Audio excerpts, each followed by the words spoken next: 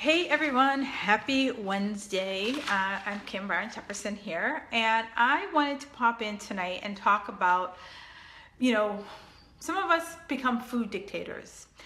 And when we become food dictators, we really cut ourselves off from exploring more than what we've put ourselves in this box. This is our box of food, this is a list of rules, and all of that good stuff. And so what I wanted to talk about tonight is, and I see, and you probably see them as well, there are rules everywhere. Like there's rules about eating after a certain hour in the day. Rules about what you can eat before a workout, what you shouldn't eat after a workout, when you should work out, how many days a week you should work out. There's all these rules that we have. And I totally get the rules. And, I'm saying this from someone who was like a hardcore rule girl. And I'm saying this because rules make us feel safe. Rules let us know exactly what's going on. It's kind of like if we were playing a game, if we were playing Monopoly, we know, you pick a piece. You know how many houses you need before you can get a hotel. Past $200, you pass go and you get $200. We know that. And we need to know that. That's certainty. When we have rules, it's certainty that it's going to work. It's certainty that when I eat this way, I work out this way, everything's going to be okay. It's that hug, if you will, that we need from our food, from our environment, so that we feel that everything's going to be okay. And I say this not to belittle anything, because like I said, I was a former rule follower myself.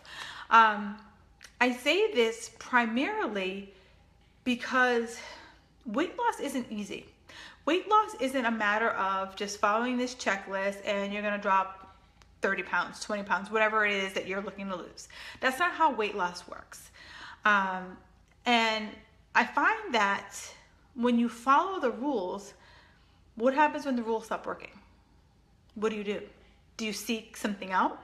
So then you become this perpetual kind of diet nomad, if you will. Back in the day when we were hunters and gatherers, we stayed in a place, and once the food ran out, the crops ran out, we moved to another place. So we were very migratory, and I feel that so many people are that way. Or they become seekers because someone tells them, oh, I'm doing this diet. And you're like, yeah, that sounds good. You look good. I'm going to do it too. And then you do it and you're like, oh, this sucks. And you feel like you're a prisoner. Then, you meet someone else like, hey, I'm doing this. And you're like, oh, you look good. I'm going to try that. And then you're like, oh, I can't do this one either. And so you keep seeking, or you feel like a failure. And I don't want you to feel like a failure, because weight loss isn't easy, like I've said. And, there's no magic diet out there. Seriously, there's no magic diet out there. There's not one plan that's going to be the Kim plan. There's not one plan that's going to be the Susie plan. What it takes is starting to really tune in and listen to your body. Tune in and listen to the way your body wants you to feel.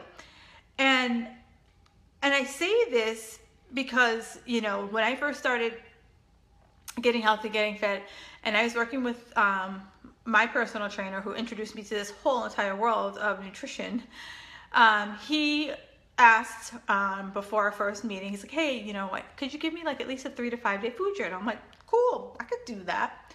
So, I write down everything, and I was like, this is so good. This is awesome. This is going to be amazing. He's going to love it. And I sit in front of him I'm gonna get an A. Then he looks at it, he's like, so what's this breakfast smoothie? And I was like, oh my God, it's so awesome. It's so healthy. And he's like, okay, tell me about it. And I was like, it has soy milk in it, and sometimes I use all natural juice. Then I put in some fruit, and then I put in some tofu. And he as this is all happening, his face is just and basically what I was doing is I was eating a whole vat of sugar. And when I look back and I think about how I felt after I drank it, it tasted amazing. But once I got to work, probably within an hour of work, I was hungry again. Because I didn't have, it was all liquid sugar. It was all like fruits. It was pretty much, it was a fruit smoothie. It had nothing in there to like hold me over. And it was his kind of helping knowledge that really turned me on to the idea of this healthy junk food. And so many of us fall into that trap. You know, we'll go to that store that starts with a W and we think just because we bought it from there, it's good. We think because it has that all natural stamp on it, oh my God, it must be awesome. We feel because it says something free. Like, you know, when I was growing up, the big thing was fat free or low fat. Then it became sugar free. And now the big thing is gluten free.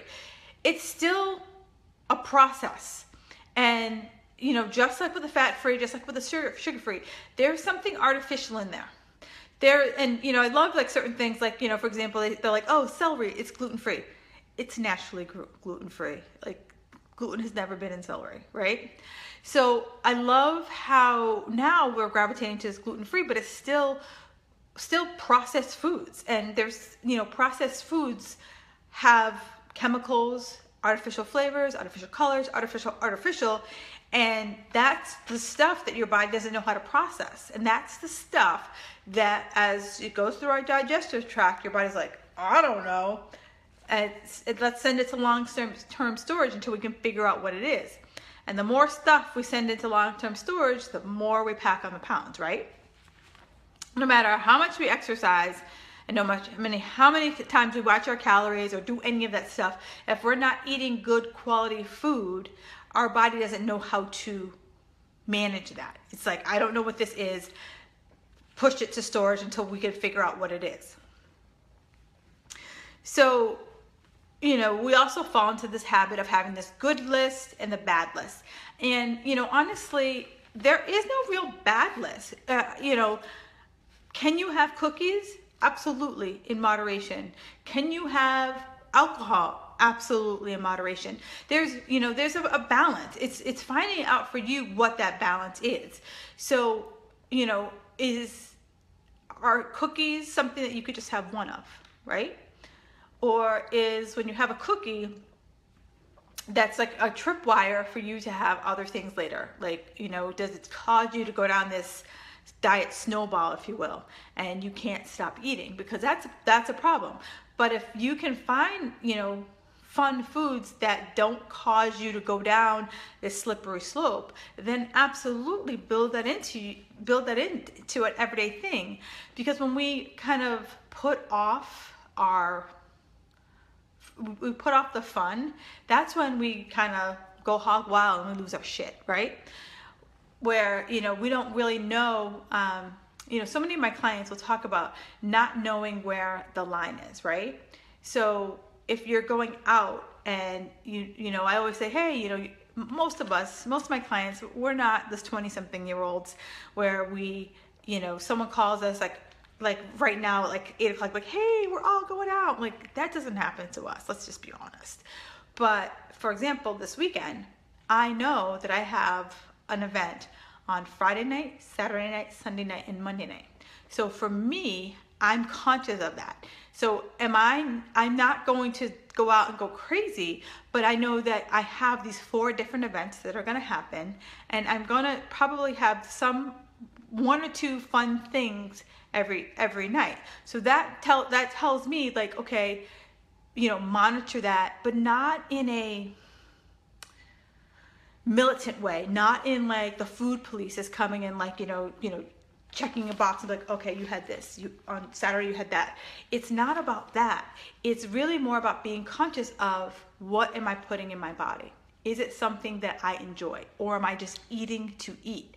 And during this time of year, I always go with a 3-bite rule. Like, literally, like, if I take 3 bites and it does not like make me be like, call my mom, like, oh my God, that was the best thing I've ever had, then I don't have any more of it. But if it blows my hair back and rolls my eyes back up in my head, you bet your sweet ass I'm going to have that 4th bite. So that's how I pick my moderation. But then I also know that there's certain things that trigger me. For example, ice cream. Like, ice cream is one of those things that I could just like eat until I explode. So I do my best not to have it so that I'm not setting myself up for failure. Does that make sense? So that comes from me paying attention to me and how foods stack up. And, you know, I've talked about this for a really long time. You have to journal. I know that for some people, journal is like, you know, like going to the blackboard back in the day and writing like, I hate food, journaling like 100 times on the blackboard.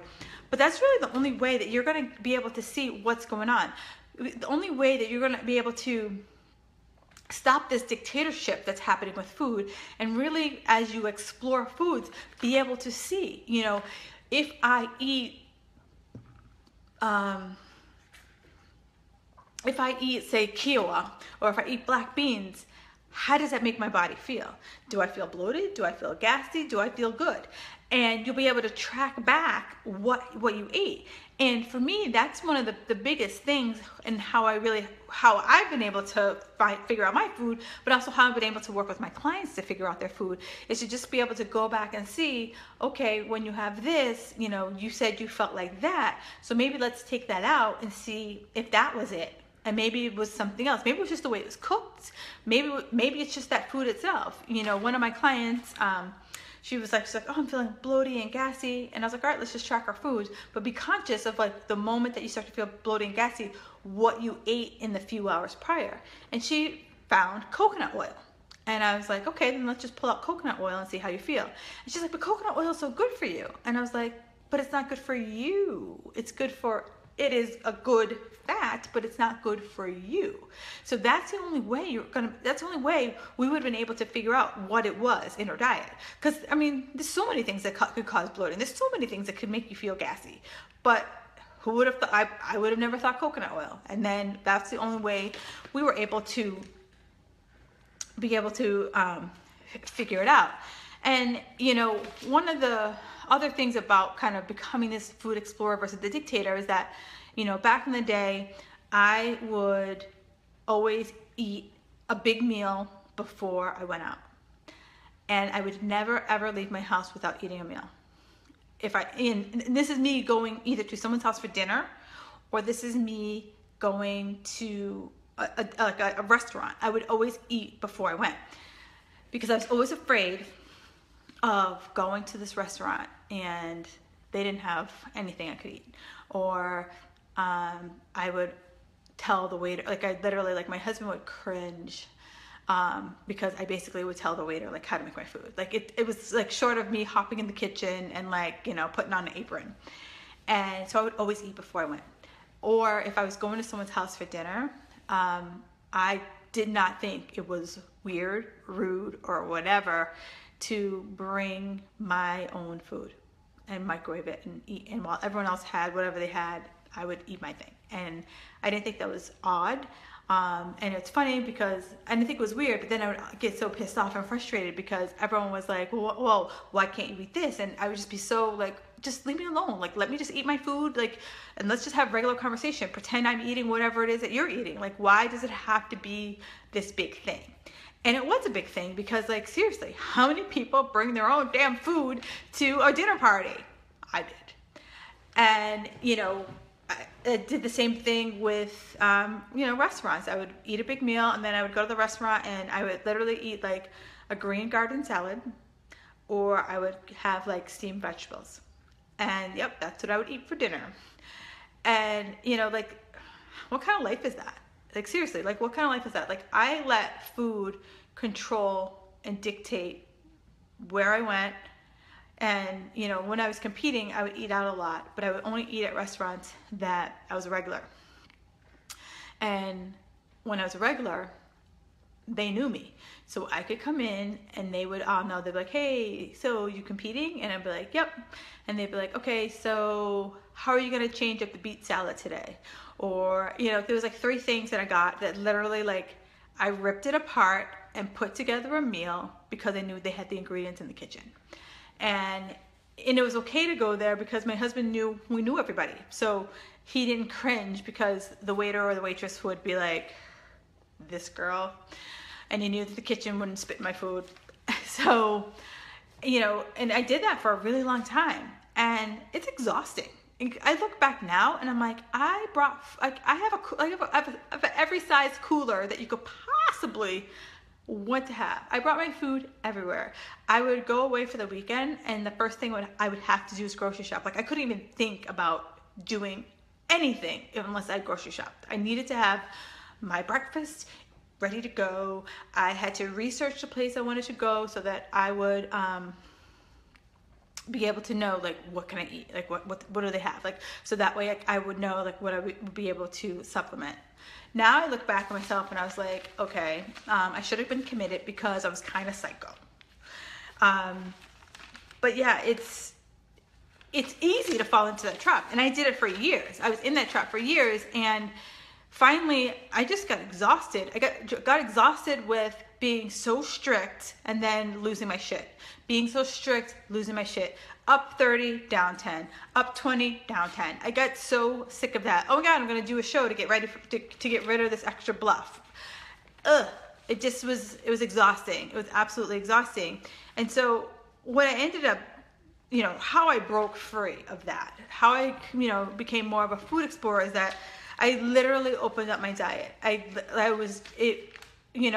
used to be very regimented about, I needed to have like 5 to 6 meals.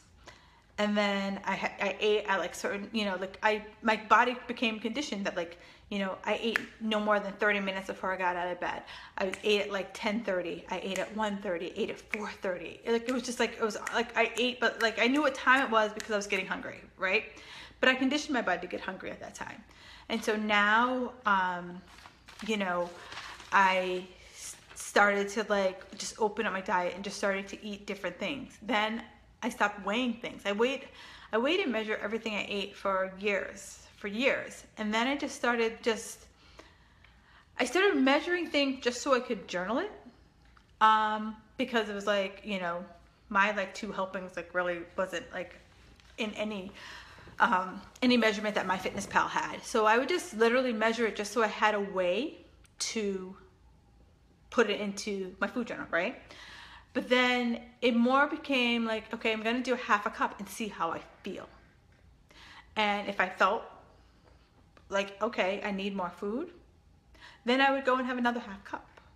And then if I felt like I needed more food, I'd go have another half cup. So like, that's how like I started just conditioning myself to like listen to like how I felt, like, instead of like putting down like a specific portion. And some days the half cup's just fine. Some days I need like a cup and a half, and it just really all depends on the day and what my activity level was. But I just listened to what's going on. And I'll tell you, like, yes, this process is not like, there's no rules. There's no like, 30-day plan.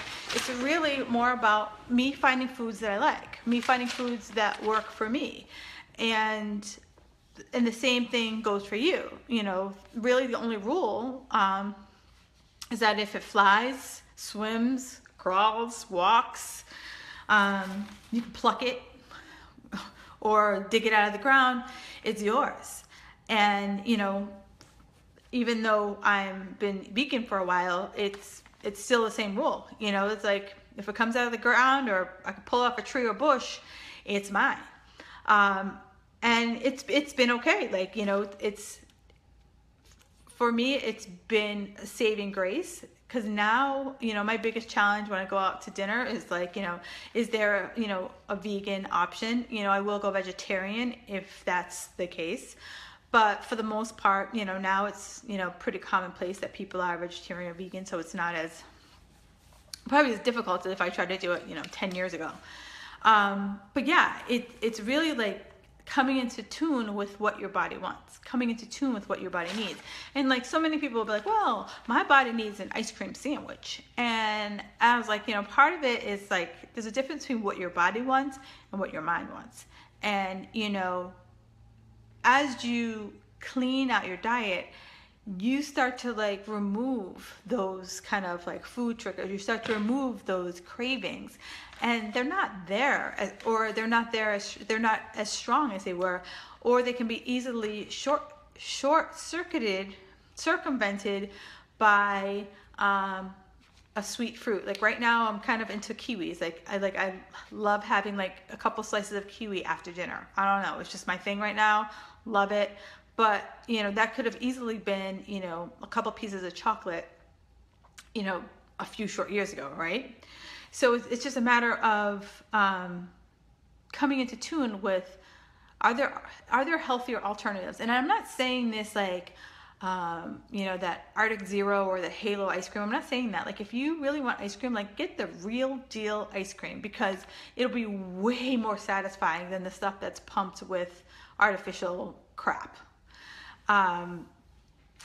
And you know, focus on like having balanced meals. I find that, you know, when most people struggle with meals is that they're eating these like one and done meals. And what I mean by that is a one and done meal is like, for like, I think of, okay, let me just rewind. Anytime you eat, I call it a meal. I don't really call things snacks, right? So anytime, for example, like people say, oh, I had almonds for snack. And I'm like, almonds and. Like that's not really a snack for me. I don't think of that as a snack. That's just, okay, you had almonds, like what else? Like, you know, make sure you're pairing your foods with other things, because, you know, almonds are awesome. Nuts are awesome. They're great, good fats. But what I find when you don't pair your foods, it's very easy to overeat. So, you know, yes, nuts are good fats, but it's still fat. And so it's still very calorically dense for the amount of food that you're eating.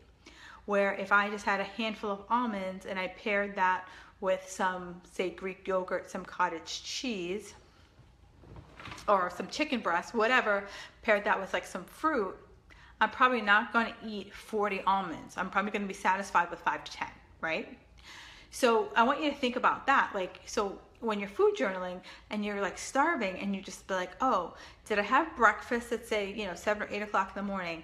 Then I had a snack around, you know, 9, 10, and then I had my lunch, and then I didn't have anything, and I came home and I was starving, then that's telling me that you need to put in a meal between the time, you know, lunch and the time you come home. Or maybe you had that handful of almonds, and then next you know, the can was gone. So it's like, really, you know, I use this term all the time, like go in CSI on your body. Like go in CSI to say, this is what my body needs to function. This is what my body needs to feel that it's absolute best. You know, so, and you know, the last thing I want to leave you with is that there is no, like, there's no holy grail for meals. I, former recovering holy grail person about meals. I was a holy grail person. There is no holy grail for the number of meals. I tell you to eat how you feel. And so some days, depending on what is going on, I will have anywhere from 4 to 6 meals. Now, for me, like some days it's like, if I didn't get enough sleep and I'm eating a lot, I know, like, you know what, you need to get your booty to bed. Or, you know, this morning I got up early, I went to the gym, like, it was just like a total like crushing workout. And I know I ate more today because I had that crushing workout at 6 o'clock this morning. So, and I know that in my head, I'm like, you know, I'm probably going to have about 5 meals today. But tomorrow I'm probably not going to work out. And so I'm probably going to have like 3 to 4. You know, so it's really like, so I've gotten to this place where like, I eat according to my body, but I know that like on days that I have a killer workout, I'm going to eat more. And then I know that on days where I have a little bit of a lighter day, like maybe I went for a walk, maybe I didn't do anything other than stretch, I'm going to want less food. And it's not a rule. It's just me listening to my body for the last several years. So there's no hard, fast rule around that. So what I wanted to leave you guys with is that I'm starting a masterclass series, and it's literally like me going under the hood, you guys like literally like learning what's in my brain and being able to take it and apply it to everything, or apply it to what's going on in your life. So that series is going to start on the 14th of December. And, you know, I'm doing 3 separate classes. So it'll be, you know, the 14th, the 21st, and the 28th. And it's all going to be probably about, I'm going to definitely say it's going to be an hour, but it's probably going to be a little bit more. I'm still putting together all the pieces for that. And in that pieces for that, it's going to be 3 classes, and it's going to be, you know, talking about the mindset shifts that you need to make in order to have the body that you want, talking about loving your body and loving the food that you're eating. So it's going to go a little deeper than what we did today. And then we're going to talk about, you know, how do you reject this whole diet mentality? Like, how do you like break free from the diet mentality? So if you want in, all you got to do is leave me a comment below, and just say, you know, add me to the masterclass. It's going to be a small fee for the masterclass. So I'll just say add me to the masterclass. And when I get all the components together, I will let you guys know. But I just wanted to, you know, share this Wisdom Wednesday thing with you.